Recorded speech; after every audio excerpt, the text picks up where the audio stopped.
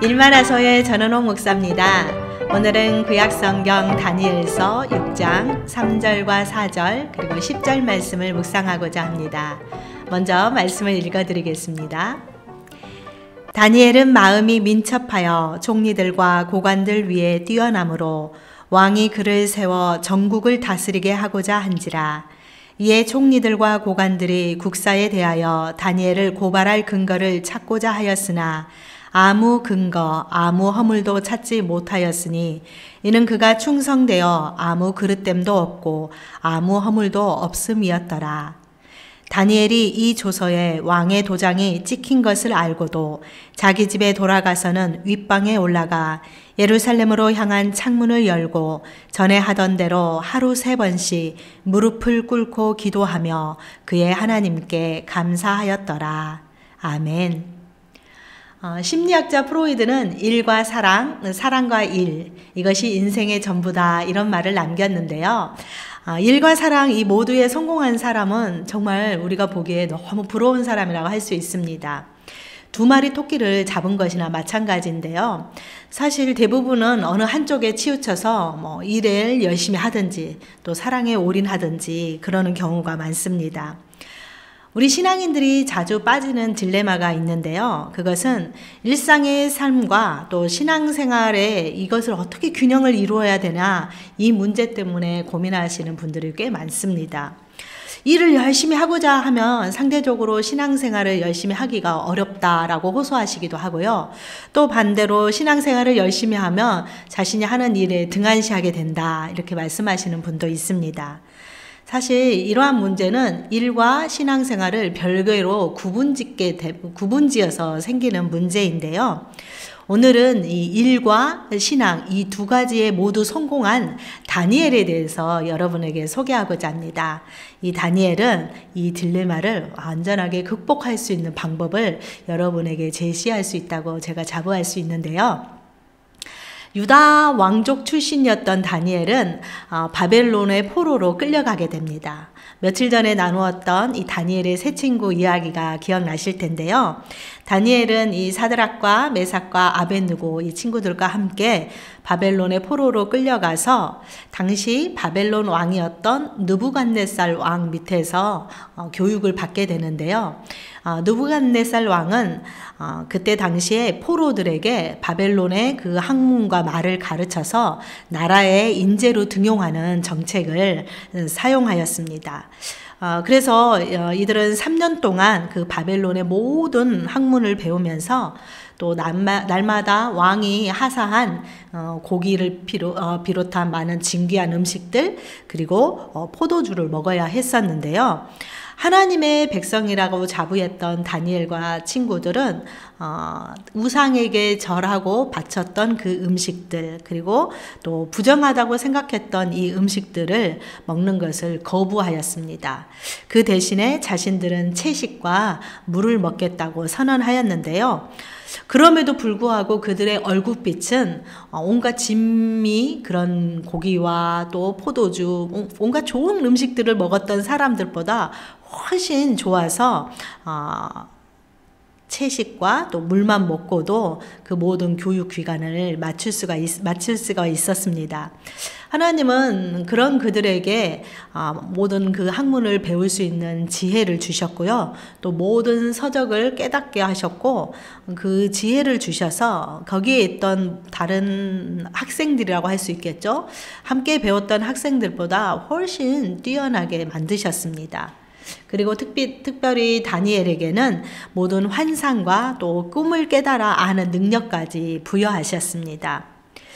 다니엘은 느부갓네살 왕뿐만 아니라 그의 아들이었던 벨사살 왕 그리고 이 바벨론 제국을 멸망시켰던 메데 왕국의 다리오 왕 그리고 또 메데 왕국을 밟고 일어섰던 바사 왕 역사에서 보면은 페르시아 제국이라고 할 수 있는데요. 이 바사 제국의 고레스 왕까지 섬겼던 그런 유능한 인재였다고 할 수 있습니다. 여러분 한번 생각해 보십시오. 무려 4대 왕을 섬기는 자가 되었다는 게 어찌 가능하겠습니까? 오늘날로 말하면 정권이 바뀌어도 뭐 보수 정당이 정권을 차지할 때도 또 진보 정당이 정권을 차지할 때도 그것과 상관없이 역대 왕들이 이 다니엘을 등용하여서 썼다는 것인데요. 그만큼 나라의 중책을 4대 왕에 걸쳐서 할 만큼 다니엘은 맡겨진 일에 성실했고 또 무엇보다도 자기에게 주어진 그 능력이 하나님으로부터 왔음을 늘 분명히 하였던 사람입니다. 오늘 우리가 읽었던 다니엘서 6장은 그 모습을 보여주는 아주 중요한 장이라고 볼 수 있는데요. 메대왕 다리오 왕은 고관들 120명을 세워서 전국을 통치하도록 했습니다. 그리고 그 모든 또 고관들을 관리하는 총리 3명을 두었었는데요. 그 3명의 총리 중에 한 사람이 다니엘이었습니다. 그런데 이 다니엘은 120명의 고관들 그리고 나머지 2 총리보다 더 월등히 뛰어나서 다리오 왕이 이 다니엘에게 전국을 다스릴 수 있는 그런 정권을 주었습니다. 다니엘은 자신이 그 맡은 일을 민첩하게 아주 잘 수행을 해냈습니다. 그래서 여러분 한번 생각해 보십시오. 포로로 끌려왔다. 자기 나라 사람도 아닌 사람이 4대에 걸쳐서 그만큼의 그 위치를 차지하기까지 얼마나 많은 노력을 했겠습니까? 그런데 다리오 왕 시대에 120명이나 되는 그런 고관들과 나머지 2 총리는 이 다니엘이 그런 위치에 있는 것이 못마땅했습니다. 그래서 그를 모함하려고 다니엘이 국사, 나랏일을 어떻게 처리하는지 아주 예의주시해서 살펴봤는데요.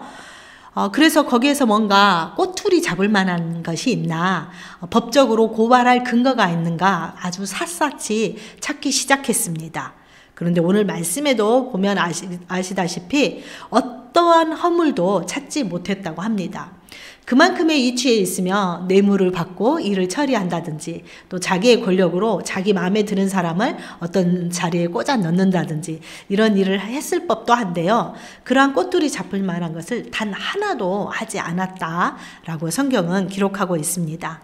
그래서 그들이 생각해낸 것이 무엇이었냐면 하나님의 율법을 지키는 그 다니엘을 함정에 빠뜨리는 것이었습니다. 그래서 이들은 다리오 왕을 찾아가서 왕에게 왕이시여 한 달 동안 왕의 다른 신을 섬기는 자는 사자굴에 넣어서 사자의 밥이 되게 합시다.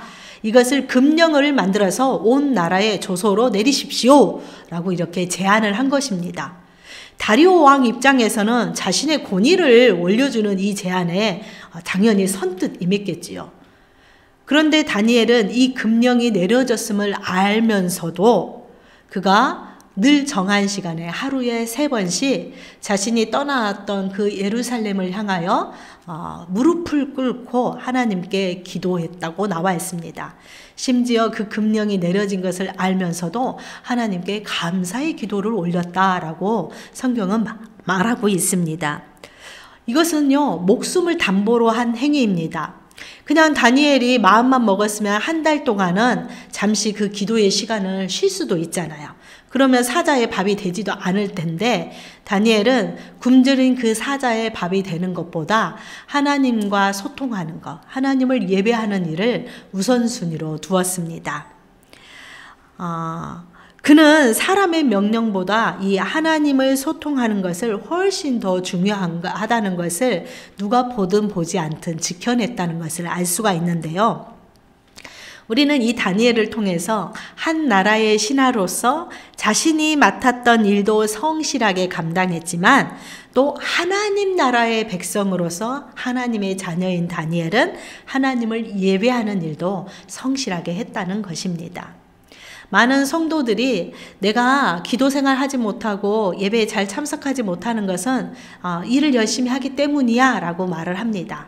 그런데 하루에 24시간을 잘 들여다보면 우리가 하나님께 기도하고 예배 드리는 일들을 분명히 찾아낼 수 있습니다. 또 반대로 어떤 분들은 내가 너무 교회 일에 열심히 해야 되니까 심지어 회사에 가서도 교회 일을 하시는 분들이 있습니다. 그게 다른 사람을 혹시 전도할 때 덕이 될까요? 그거는 지혜롭지 못한 모습이겠죠. 우리가 일을 할 때는 그 일을 성실하게, 또 주님을 섬길 때는 주님의 일을 성실하게 하는 모습이 그게 지혜로운 신앙생활입니다. 그렇다면 우리가 그런 딜레마에도 빠지지 않겠지요. 오늘은 저 목숨이 그런 경각에 달려 있음에도 불구하고 늘 자기가 하나님을 예배하였던 부분에 성실함을 보여줬던 그 다니엘, 그리고 4대 왕을 거치면서도 제국이 바뀌는 그 순간에도 역대 왕들의 신임을 받았던, 모든 일에 민첩하게 하며 성실하게 일했던 다니엘에 대해서 살펴보았습니다. 우리의 신앙생활에 있어서도 이 다니엘의 모습을 좀 닮아갔으면 좋겠습니다. 네, 오늘의 말씀은 여기까지입니다. 여러분, 오늘도 샬롬!